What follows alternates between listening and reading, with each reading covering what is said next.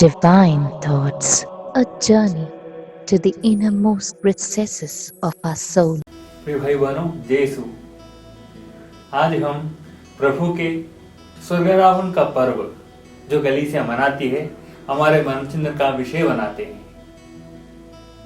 प्रभु यीशु ने शिष्यों से कहा, मेरा जाना ही तुम्हारे लिए उचित है, क्योंकि जब तक मैं नहीं आऊंगा पवित्र आत्मा तुम्हारे सहायक आत्मा तुम्हारी सहायता के लिए तुम्हारे पास नहीं आएगा। मैं जाऊंगा और उस पवित्र आत्मा को तुम्हारे लिए भेजूंगा। ये एक बहुत बड़ा आश्वासन है। और प्रभु यीशु कहते हैं, मैं जाऊंगा और इसलिए जा रहा हूं तुम्हारे लिए निवास स्थान का प्रबंध करने के लिए। मैं परमपिता के पास इसलिए जा रहा हूं कि मैं तुम्हारे लिए निवास स्थान का प्रबंध करूंगा, फिर आऊंगा और तुमको वहीं ले जाऊंगा जहां मैं हूं और मेरे पिता है। ये प्रभु का आश्वासन है। और स्वर्ग जाते हुए प्रभु हमें आमंत्रित करते हैं हमारे लिए निवास स्थान का प्रबंध करके, फिर हम परमपिता के साथ यीशु की संगति में पवित्र आत्मा की सहचारिता में एक साथ जीवन बिताएंगे। यह प्रभु यीशु का हमारे लिए आश्वासन है। जब हम इस स्वर्गारोहण का पर्व मनाते हैं तो हम हमारे मनचिंतन का विषय इन बातों को, इन मुद्दों पर करते हैं। संत मत्ती के सुसमाचार में अध्याय 28 के 16 से 20 तक आप पढ़ेंगे। बहुत सामान्य रीति से सुसमाचारक हमसे कहते हैं, संत मत्ती हमसे कहते हैं, लोगों को प्रभु यीशु ने अपने शिष्यों को प्रभु यीशु ने एकत्र किया और जब प्रभु यीशु को देखा तो सब उनकी आराधना किया। और प्रभु यीशु पहली बात उनको बताते हैं कि स्वर्ग और पृथ्वी का सारा अधिकार अब मुझे प्राप्त हो गया है। स्वर्ग और पृथ्वी का सारा अधिकार अब मुझे प्राप्त हो गया है। पुनरुत्थान के बाद प्रभु यीशु जब स्वर्ग जाते हैं तो परमपिता ने उसे मध्यस्थ बनाया और न्यायकर्ता नियुक्त किया है। ये दो बातें इस पर्व के साथ जुड़ा हुआ है। प्रभु यीशु हमारे लिए अब क्या है? प्रभु यीशु हमारे लिए मध्यस्थ है, पहली बात। और दूसरी बात, वो न्याय करता है, हमारा न्याय करेंगे। संत योहन के पहले पत्र अध्याय 2 उसके पद संख्या 1 में आप पढ़ेंगे, यदि हम पाप करते हैं तो हमारे लिए स्वर्ग में एक मध्यस्थ विराजमान है, यानी कि प्रभु यीशु हमारे पापों को क्षमा करने वाला। और स्वर्ग और पृथ्वी, ईश्वर और इंसान के बीच का मध्यस्थ अब प्रभु यीशु बन गया है। इसी बात से जुड़ा हुआ दानियल के ग्रंथ में आप पढ़ेंगे, अध्याय 7 के 13 और 14 में आप पढ़ेंगे, एक वयोवृद्ध के सामने मानव पुत्र बैठा हुआ दानियल को दर्शन मिलते हैं। दानियल देखते हैं कि एक मानव पुत्र जैसा कोई वयोवृद्ध के सामने बैठा है। वो उस वयोवृद्ध ने उसे स्वर्ग और पृथ्वी का न्यायकर्ता नियुक्त किया है। प्रभु यीशु कहते हैं, मैं फिर आऊंगा और तुम्हें वहीं ले जाऊंगा जहां मैं और मेरे पिता है। हमारे न्यायकर्ता भी ईश्वर ने प्रभु यीशु को नियुक्त किया है। प्रभु यीशु न्याय करेंगे हमारे विश्वास के आधार पर। हमारे विश्वास प्रभु यीशु पर कितना है, इसके आधार पर प्रभु यीशु हमारा न्याय करेंगे। स्वर्ग और पृथ्वी के विधाता परमपिता ने प्रभु यीशु द्वारा मुक्ति जो निर्धारित किया है, उस मुक्ति के तहत हम कितना प्रभु यीशु के करीब गए हैं, हम कितना प्रभु यीशु पर श्रद्धा रखते हैं, हम जितना प्रभु यीशु के विश्वास में आगे बढ़े हैं, इसके आधार पर हमारा न्याय किया जाएगा। इसलिए प्रभु यीशु जाते जाते उनसे कहते हैं, मुझे स्वर्ग और पृथ्वी पर सारा अधिकार अब प्राप्त हो गया है, शिष्यों को बताते हैं। और संत योहन के सुसमाचार में फिर आप देखेंगे, नथानियल से प्रभु यीशु कहते हैं, तुम क्या इसलिए विश्वास करते हो कि मैं तुम्हें पेड़ के नीचे बैठा हुआ देखा? उससे भी महान बातें तुम देखोगे। स्वर्गदूत आकाश पर चढ़ते और उतरते तुम देखोगे। मानव पुत्र को ऊपर जाते हुए तुम देखोगे, तब तुम विश्वास करना।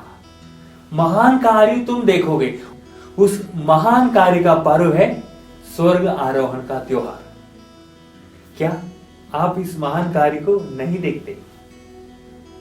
आज हमारे विश्वास हमसे यह मांग कर रहा है कि हम इस विश्वास के कार्य को देखें। स्वर्ग आरोहण का पर्व मनाते हुए क्या आप इसे नहीं देखते? मानव पुत्र को स्वर्ग चढ़ते हुए और स्वर्गदूतों को उतरते और चढ़ते हुए क्या आप विश्वास की नजरों से देख नहीं पाते?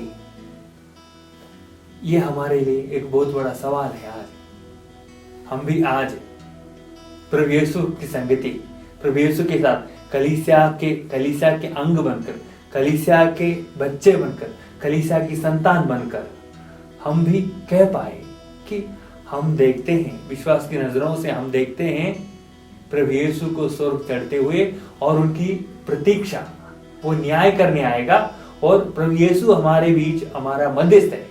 मध्यस्थ और न्यायकर्ता के रूप में आज इस पर्व को मनाते हुए हम प्रभु यीशु को स्वीकार करें। यह हमारे लिए विश्वास का बहुत बड़ा आधार होगा।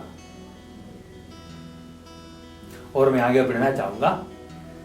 प्रभु यीशु शिष्यों को बताते हैं, जाओ, तुम जाओ और सारी सृष्टि को सुसमाचार सुनाओ और पिता, पुत्र और पवित्र आत्मा के नाम पर सबको बपतिस्मा दो और मेरे शिष्य बनाओ। सुंदर सी बात है। प्रभु यीशु कहते हैं जाओ। इस जाओ बाइबल में जो लिखा गया वो एक ग्रीक शब्द एउंटस, जाना, मतलब इसका मतलब हुआ जाते हुए। कहने का तात्पर्य है कि हैविंग गॉन, हमें हर दिन जाना होगा।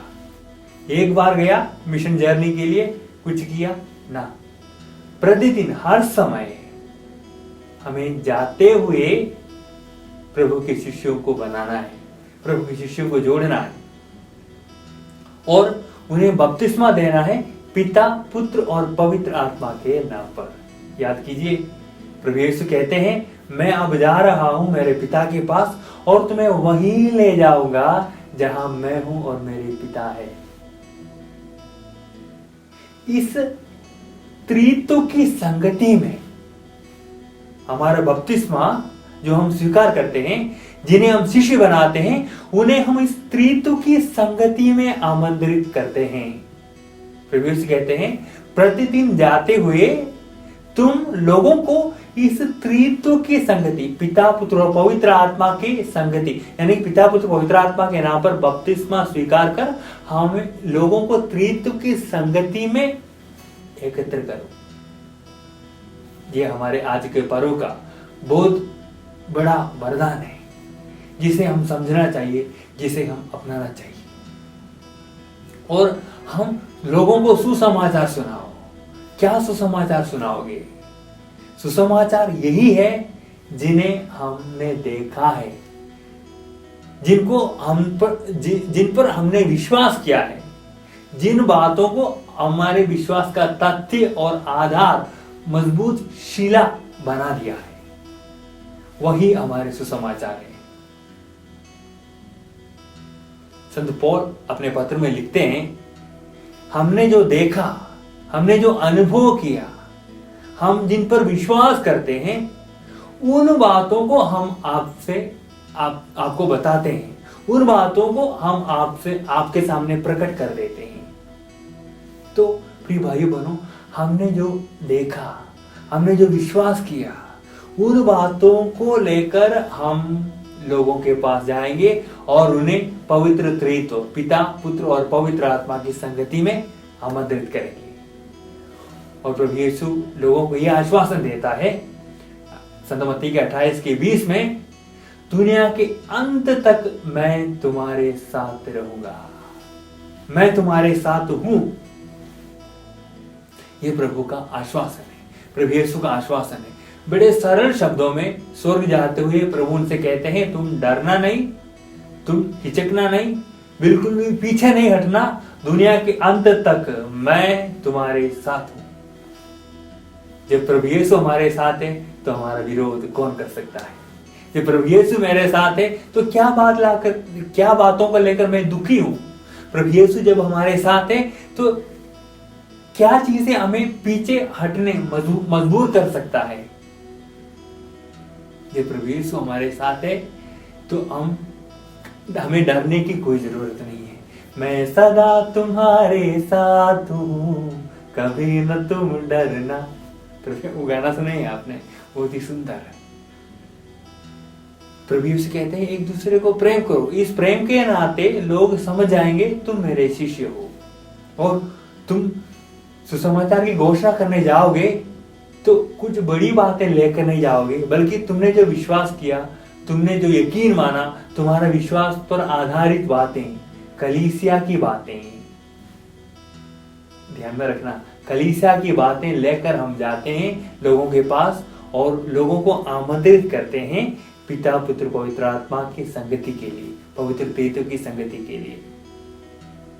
तब जब पिता ने प्रभु यीशु को न्यायकर्ता नियुक्त किया है, वो न्यायकर्ता फिर दोबारा आएंगे, तब हम भी उस प्रभु यीशु के साथ हम भी परमपिता की संगति में शामिल हो जाएंगे।